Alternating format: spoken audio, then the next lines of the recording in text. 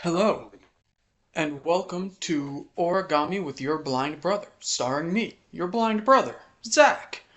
Today we are doing what I am going to call episode 1.2, and we are going to be making the swan that flaps its wings. I did get my hands on a ring light, and I'm told the lighting is much better, but I'm not sure. I just see a ring of light back there, and it's blinding me, let me tell you. Alrighty, so as per usual with every other video, we're going to start with your rectangular sheet of paper. And you're going to grab that top right corner and fold it down so that the top edge becomes flush with the left edge. And you can just use your fingers to feel it out if you are hard of seeing like I am. And you will then just crease it down that fold at an angle.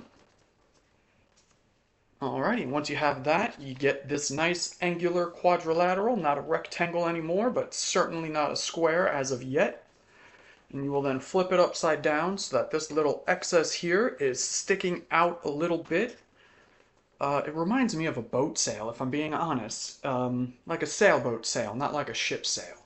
And you will then take this excess and fold it down once more, making sure that it is flush with the edge of the triangle that you have made, and you will then crease that down nice and tight.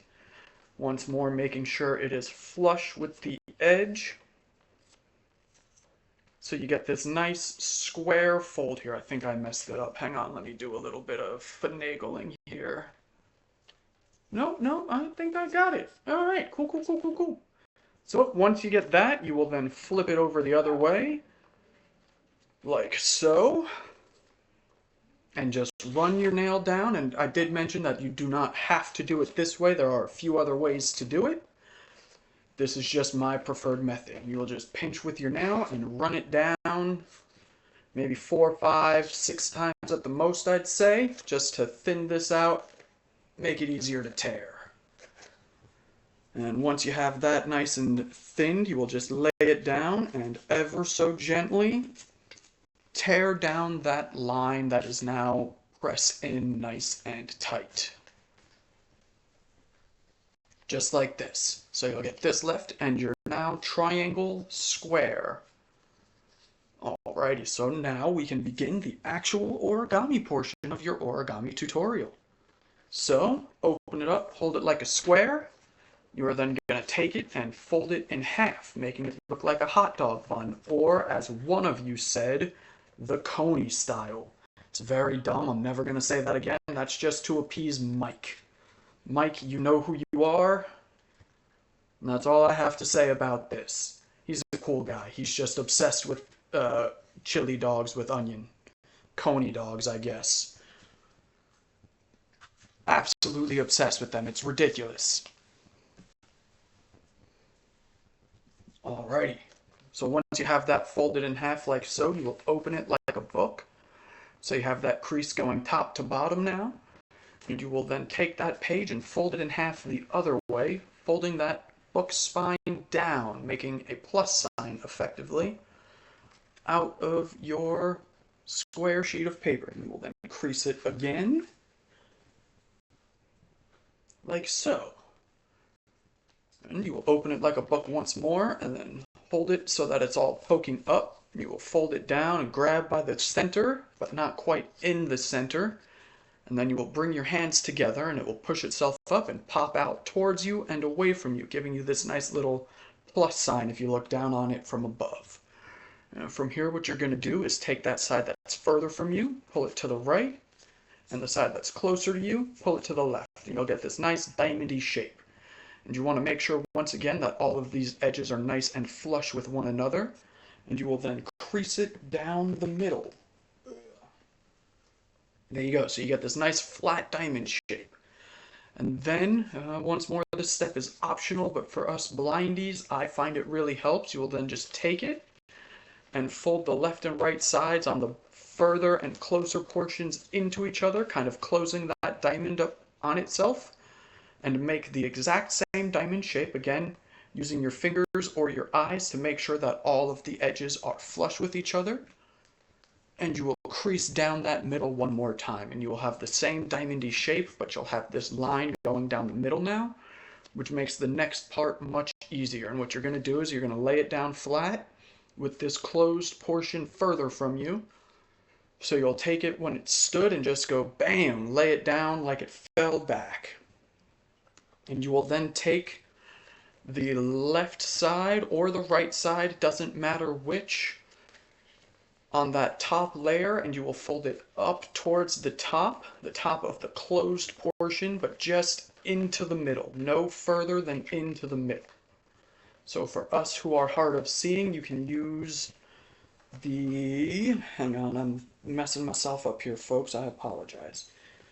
You can use that line to help you find the middle. What I personally find best is to just kind of lift up the opposite side that you're not folding yet, and it kind of creates a wall at the middle like this. So you don't go any further than that, and you want it to taper down to a nice little point at the bottom. You will then do the exact same thing on the opposite side that you did not yet fold. And once more, you can use that side that's not being folded presently to make a wall so that you don't overfold it. And you'll end up with this nice kite shape and with a nice straight line going across the middle here or towards the top here. And you want to try and make those flush as well, just at the same height, just like this. And then you will flip it over so that you're at this other edge here, the further side or the bottom part that you did not have, and you still want that closed portion up on top. It's very important, and you are going to repeat those same steps. You are just going to fold those sides up towards the top and into the middle. You want them to be at the middle, not past it, not before it. And it helps now that you can use this other side, the side you've already folded, as a kind of a measurement point. You can just line them up with that edge, and it should make it a little bit easier. Alright, you'll end up with this skinny, pointy diamond now.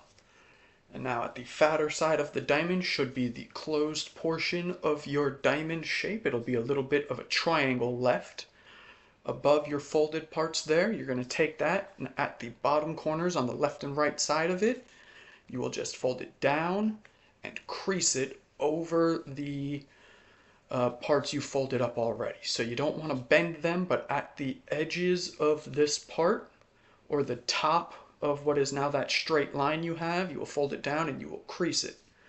Alright, once you do that, you'll just unfold those bits, take it back to that diamond, and you will separate the topmost layer of paper, excuse me, and you will take it up and over. And once more, you just want to run your fingers down along the creases on the inside of that top portion, as they don't like trying to reverse themselves. So you'll just do that. Give it a gentle crease, not too much, as it can mess up the end product. And then you have this shape here with the closed diamond on the back side, and you are then just going to repeat those steps on that back side. You will fold that triangle down and crease it, open it back up to that initial diamond side, and then separate the top layer and take it up and over. Once more, taking your hand and kind of fiddling with the inside of what will be the wing on your way up, just kind of helping it get that fold over itself. Just like this. And now you once more end up what I affectionately call the fox face. You got the ears on top and the face on bottom. Now, from the fox face, we're almost done now, folks, I promise. Sorry if I'm speeding through it. I feel like I'm going a little fast, but I don't know. So from here, you will then separate that fox face on the right or left side from the front and back. So you hold it, with the flat side facing you. You're looking at one side. You can wave the ears forwards and backwards towards you and away from you. You will then separate and open the left or right side. Take that ear and fold it all the way back onto itself, just like this. And you will then take that and close it the same way it opens. You may need to fiddle with that ear and make sure it just folds the opposite way, keeps a good point, just like this. Give it a gentle push, but don't crease too much. And you're then going to repeat this step on the opposite side. Open that face up, fold it all the way back onto itself, and while fiddling with it a little bit to make sure it keeps a point, you will just reclose that face, and you will end up, if you flip it over, with what generally approximates a triangle. May not be a perfect triangle, might have some bits sticking out, might not be perfectly even on both sides. That's all right, you just need the general approximation of one. From here, I typically do the right side first. You'll just go into these little pointy bits that used to be the ears, and you will take the right side, or whichever side has the better point, doesn't matter which side, honestly, and you'll take it out just a little bit, not too much, but just a bit. I'll kind of finagle at the bottom here and give it a nice gentle press, just so it holds the shape, but doesn't make it too hard of a crease. You will then repeat that on the opposite side here. Take it out just a little bit more. Not a whole lot more, but like I said, just a little bit. This side that you're doing now, that you're pulling out more, is going to be the face of your swan. And now, once you do that, have it creased. Again, just a little gentle crease so it holds the shape, nothing too crazy. You will then just take your fingers, your thumb typically, run it up to the edge, and you will fold it down onto itself like you did to get that triangle. But you're not going to do it all the way. Maybe halfway, maybe a little more than halfway as far as the angle goes. And then you'll crease that with that little top point poking out, and you will have the face of your swan. And now, folks, we are on the final steps, I promise. You're going to take the wings now, what used to be the fox's face, not the ears. You'll take the wing and you'll fold it down towards the head. And you want to take it so that this back edge goes all the way down and stops. You want to take it till it won't go any further, just right there, towards the face, so that the angle ends up going up towards the face. Just like so.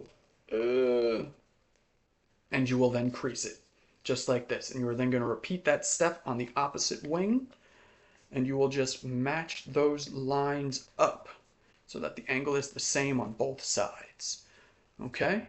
Now from here, not a step in the process, just to enjoy your final result. You kind of push the wings up so they're sticking out. Pinch right here at the head, at the base of the head, apologies. Grab at the tail and pull it out. And now you have a swan that can and will flap its wings for you. That is all, folks. I hope you enjoy this. I will be posting the rest of my videos again with this new lighting setup. Let me know how it is. Until tomorrow, I have been your blind brother, and enjoy the rest of your day. Pew pew, finger guns once again. I'm gonna start doing that. You can't stop me. Ha ha.